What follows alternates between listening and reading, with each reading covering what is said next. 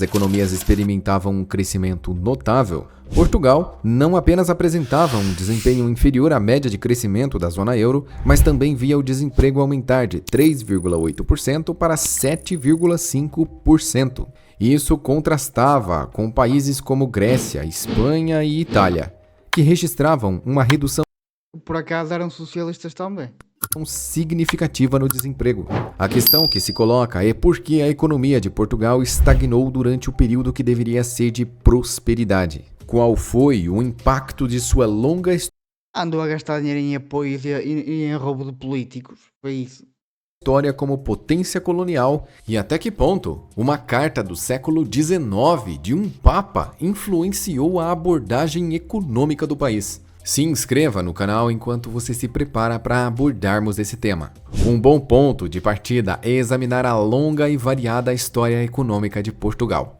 Ao longo dos séculos, o país foi um império colonial baseado no comércio. No entanto, por volta de 1900, os dias do império estavam contados. Embora Portugal tenha mantido suas possessões coloniais até o século XX, ele enfrentou uma crise econômica interna. Na década de 1920, quase enfrentou uma falência geral. E em 1930, caiu sob a ditadura de Antônio Salazar, que governou por 4 décadas. Durante esse período, Mas foi na altura que teve melhor a nível financeiro. Havia muita riqueza cá. Embora Portugal fosse pobre no geral, havia muita riqueza. Era mal distribuída, que o Estado é que ficava com tudo. E esse é que era o mal.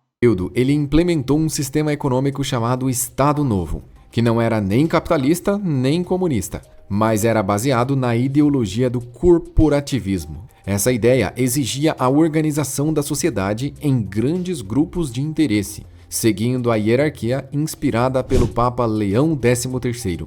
Em 1891, o então Papa publicou uma carta rejeitando o capitalismo e também as ilusões do socialismo. O corporativismo desempenhou um papel significativo em Portugal, sustentado por uma extensa regulamentação, mas ainda permitia a propriedade privada por meios de produção.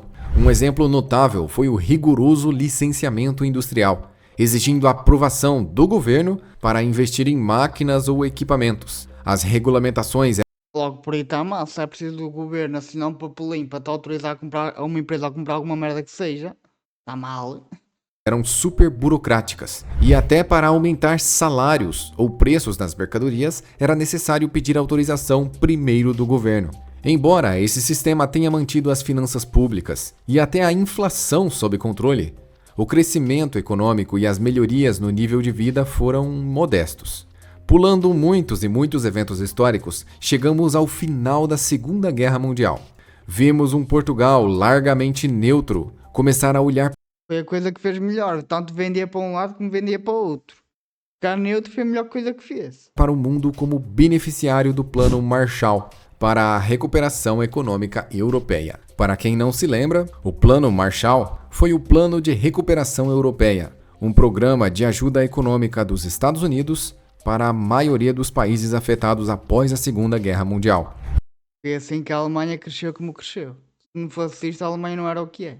Ele foi executado entre 1947 e 1951. As barreiras comerciais começaram a diminuir, sendo que Portugal era a única nação não industrializada a aderir à Zona de Comércio Livre em 1959. Portugal não desperdiçou essa oportunidade, utilizando-o para aumentar o comércio com os mercados ricos da Europa Ocidental, resultando em um crescimento econômico nos anos 70. Durante a transição da agricultura para a indústria rápida, especialmente em produtos têxteis. Entretanto, esse crescimento Portugal é basicamente têxtil e sapatos. Não faz mais nada, quase. É só quase isso. coincidiu com o aumento da agitação e guerras revolucionárias nas colônias portuguesas. Enquanto outros países descolonizavam, o governo português buscou aumentar a integração econômica com as colônias, liberando o comércio e criando uma moeda comum, a área do escudo. No entanto, essa integração não favorecia muito as colônias, somente Portugal. À medida que a manutenção Isso é normal. Se foi Portugal que fez a moeda, é normal que Portugal fosse favorecido com a moeda, não é? Principalmente com inflações de 20%. das colônias se tornava dispendiosa e politicamente problemática, O golpe militar de 1974 levou à transição para a democracia, encerrando as guerras coloniais. As 2 décadas seguintes foram tenebrosas. O país passou por várias crises e acumulou dívidas estrondosas. A inflação se tornou um monstro gigantesco e incontrolável. O ponto de virada foi quando Portugal foi aceito na União Europeia. Isso ajudou a focar as políticas na estabilidade macroeconômica. Foi aqui que Portugal se desenvolveu maioritariamente, foi aqui que construiu infraestrutura, fábricas. A maioria da infraestrutura que tem Portugal foi aqui que construiu. Tirando as escolas e hospitais que foi feito no Estado Novo. De resto foi tudo aqui. E uma adesão com a união monetária com países como a Alemanha levou à estabilização da moeda. O escudo foi abolido e foi substituído pelo poderoso euro. Isso reduziu imediatamente e drasticamente a inflação. Além disso, a dívida do país reduziu em 50%. Isso era uma excelente notícia. O país estava impulsionado por uma grande expectativa econômica positiva. No entanto, esse cenário nunca se materializou realmente. Ao comparar o fraco crescimento econômico de Portugal com outros principais países da zona euro, torna-se evidente que o desempenho do país foi bem fraco. Isso tudo tem a ver com as escolhas dos próprios governos, já que uma grande carga Quando um governo é socialista, dá subsídios para as pessoas não trabalhar, assim não se produz nada. Não há hipótese. Como é que um país se vai desenvolver se as pessoas não querem trabalhar? Não tem como. de impostos foi recolhida e o dinheiro não foi investido na melhoria da produção, nem na própria população. O dinheiro não foi usado pelo povo e isso resultou em cada vez menos desempenho. Portugal agora está ligado a uma moeda mais cara e, apesar de todas as vantagens, ele perdeu a competitividade monetária. Isso agravou a situação em alguns aspectos, já que a briga por preços já não poderia acontecer na exportação. Além disso, Portugal não tem tantas produções para exportar como os países vizinhos. Lá está, Portugal é têxtil e sapatos. Pouco mais tem. Não tem mão de obra qualificada. Não é mão de obra, não tem aqui trabalho para ter mão de obra qualificada. Isso tem que ser outros países. E a sua produção industrial é muito menor do que a maioria dos países europeus. Dentro da zona euro, Portugal se tornou apenas um destino turístico dos outros europeus por conter belos cenários durante o verão. Outro ponto de virada foi a entrada da China na Organização Mundial do Comércio em 2001. As exportações portuguesas sentiram um grande impacto após essa adesão. E então o desemprego e a qualidade de vida começou a cair rapidamente. As dívidas do país começaram a superar o crescimento econômico, e graças ao crescimento constante e imparável dessa dívida, o país passou a registrar um dos salários mais baixos de toda a se morar em outros países. Afinal, há poucos Mas isso tem a ver com os nossos governantes, os governantes portugueses, querem vender um país de mão de obra barata. O problema está aí. Porque se eles quisessem aqui que houvessem mão de obra qualificada, eles traziam para cá investidores que abrissem empresas de mão de obra qualificada. Não é fábricas de sapatos, nem fábricas de roupa, nem plantar batata, plantar essas coisas. Isso não é mão de obra qualificada? quilômetros de distância, é possível ganhar o dobro, o triplo ou até 5 vezes mais do que em Portugal. E as fronteiras já não eram barreiras reais, já que os portugueses podem viver legalmente em qualquer país da Europa e ganhar muito mais do que ganham na sua terra natal. Os jovens, ao se formarem, viam a oportunidade de fazer muito dinheiro em países estrangeiros que eram logo ali do lado e super amigáveis. Isso fez com que mais e mais jovens imigrassem. Grande parte da população jovem se foi. E todos os anos, novos portugueses se formam nas universidades e vão embora da sua terra natal. Isso aconteceu por vários e vários anos. E o impacto na sociedade e na economia foi violentíssimo. Em linguagem comum, Portugal se tornou um país envelhecido. A maior parte da população são idosos. E o país enfrenta uma crise. São idosos porquê? Porque o povo licencia-se e vai para outro país. É só por causa disso. Porque aqui não tem condições para ter aqui um trabalho onde ganha igual a como ganha na Suíça ou na Alemanha ou por aí. E não ganham mesmo. Enorme, Também por causa da alta carga fiscal que aqui tem, que aqui quem ganha acima de 2.500 euros é rico. Já tem que pagar 50% de impostos. Pois os trabalhadores que deveriam pagar impostos no país para cobrir a aposentadoria dos mais velhos estão se mudando para outros países. E assim, a crise previdenciária é um problema constante. Além disso, não existe mão de obra qualificada jovem para o trabalho. Por isso, Portugal depende, em sua grande parte, de imigrantes. O sistema de imigração de Portugal não é simplificado. Na verdade, ele é um dos mais complexos do mundo. Apesar de existirem lendas de que o sistema Agora está simplificado até demais com a imigração que há agora, que parece que é um entra e sai do caralho, que não falta aqui é imigrante. Sistema de Imigração e Fronteiras, o CEF, de Portugal é um sistema simples. A realidade é outra completamente diferente. E nós, do canal Econosimples, conseguimos ver de perto como isso realmente funciona. Ao chegarmos no CEF, em Lisboa, o Sistema de Imigração e Fronteiras, nos deparamos, às 7 horas da manhã, com uma fila quilométrica. Sem nenhum exagero, a fila fazia mais de uma volta em um quarteirão inteiro. Eram centenas de imigrantes, entre eles, a maioria brasileiros. Eles ficam nessa fila esperando o funcionário público chegar. Quando ele chega, com uma grande má vontade, ele começa a atender os brasileiros. E geralmente solta piadinhas preconceituosas, além de criticar Esses funcionários públicos é tudo igual. Tudo a mesma coisa. a aparência ou a etnia das pessoas. Como os imigrantes ainda não estão legalizados, eles não podem cobrar os seus direitos.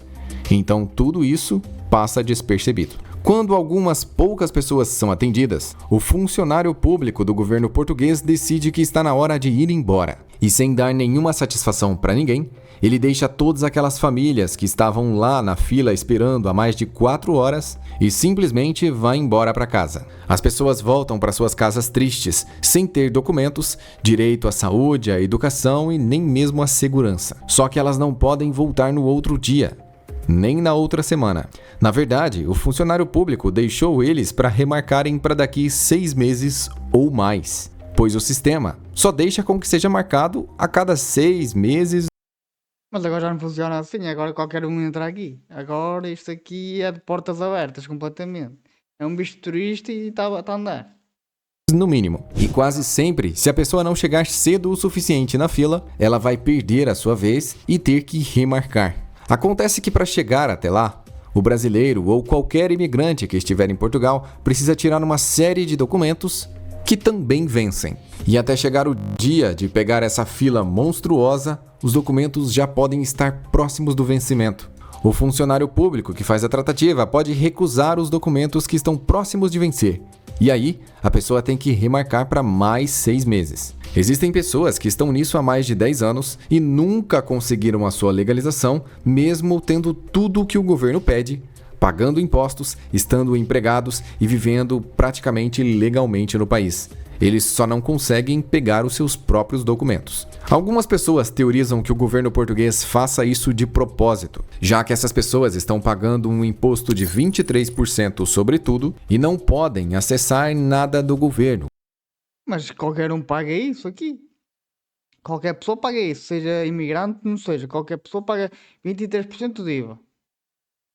É assim que funciona. Ou seja, eles pagam o imposto, mas não recebem nada em troca. Essas pessoas, que são imigrantes meio legais, meio ilegais, trabalham com um sistema muito parecido com o MEI no Brasil, que se chama Recibo Verde. Para esses legais e ilegais, é dado um número de contribuinte, que é muito parecido com o nosso CPF. É tudo que os imigrantes podem ter. Eles geralmente ganham menos, não têm nenhuma segurança ou estabilidade no trabalho. Podem ser mandados embora a qualquer hora. E isso é bom. Não é? Isso aí faz com que haja competitividade e as empresas lutem para. Não é lutem, é as empresas paguem mais porque já que a pessoa pode ir embora, eu tenho que agarrar a pessoa aqui. É bom. Não é mau. Tanto os próprios clientes, os portugueses, quanto os próprios patrões tendem a tratar os brasileiros com um tom de superioridade, como se de alguma forma nós realmente fôssemos inferiores. A partir do momento que estás ilegal, não tens muito por onde reclamar, não é? Agora, se dizes que é difícil legalizar, agora não é. Agora tu entras aqui, é portas abertas, não é portas abertas, portas escancaradas, completamente. A eles. E geralmente saem piadinhas sem graça, preconceituosas e muitas vezes eles vão muito além dos limites. Tudo isso foi visto na prática e não na teoria. Outro problema de Portugal é a criminalidade que tem aumentado muito. Casos de violência contra a mulher, assaltos e sequestros. Essas coisas estão acontecendo em grande maioria por conta dos imigrantes, entre brasileiros, africanos, chineses e indianos. Isso é verdade, sim, senhores. Muitos deles não conseguem emprego ou não conseguem legalização e acabam desistindo de tudo e partindo para o crime. Graças a toda essa história, os portugueses se tornaram uma espécie de capitalismo de sardinha. Eles não conseguem produzir muito e não têm vontade de estar no topo. É um idealismo social complexo, onde as ideias do socialismo estão plantadas ao mesmo tempo que o capitalismo. Muitos portugueses que têm vontade de crescer e se desenvolver vão embora do país. O problema das ideias socialistas aqui é que as pessoas querem os benefícios do socialismo e querem as regalias do capitalismo, mas para ter as duas coisas tens de estar na pobreza, porque para te dar subsídios, e o capitalismo não é um capitalismo puro, porque é um capitalismo de Estado, não dá para ter as duas coisas. Ou tu queres capitalismo puro e tens de trabalhar, ou queres benefícios, ou queres subsídios. Para querer as duas coisas não funciona. Mas claro, pagam uns para outros receber subsídios. Enquanto outros, com ideias mais socialistas, vivem de algo muito parecido com o Bolsa Família, mesmo tendo todas as condições É verdade, sim, senhores. e trabalhos disponíveis, e isso aumenta ainda mais a crise no país. Outro problema é a baixa qualidade de vida devido aos hábitos alimentares. Os portugueses não têm refeições saudáveis. Sua alimentação é baseada em macarrão, muitos doces, café, cerveja e outro problema de Portugal é o cigarro, que começa basicamente nas crianças. Andando pelas ruas de Portugal não é muito difícil passar na porta de uma escola e ver jovens de 12 a 13 anos fumando o seu cigarro. É verdade. Eles Vamos pensam na que porta estar a fumar já são grandes, já são crescidos. Mas vê-se canalha aí com 12, 13 anos a fumar, é verdade. da escola. Além de não terem leis contra a violência da mulher, nem contra o preconceito, eles O que é para ti violência da mulher? Não percebi essa.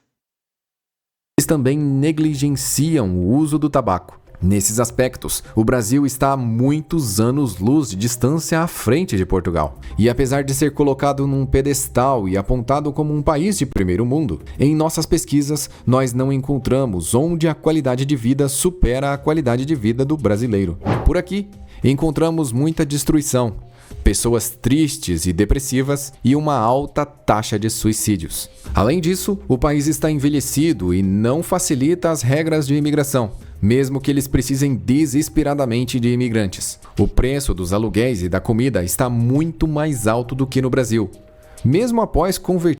Mas isto aqui, que ele veio para cá, que já veio há quantos anos? É que a imigração está tão fácil neste momento. Há quantos anos é que ele veio? Não estou a perceber. É uma crítica tão sem baseada em nada. Porque não, já pá, há 4, 5 anos que a imigração está super fácil. É só vir para aqui como visto de turista, fazer a manifestação de interesse e ficas aqui. Este vídeo já foi o quê? A pessoa veio aqui há mais de 10 anos, só pode. Só pode. Ter da forma correta os valores do euro. E apesar de ser um lindo lugar com várias paisagens e locais paradisíacos, nossa análise minuciosa não consegue classificar Portugal como um país rico. Outro país Nunca o foi, nem nunca há de ser. Com a mentalidade socialista nunca vai ser. muito falado atualmente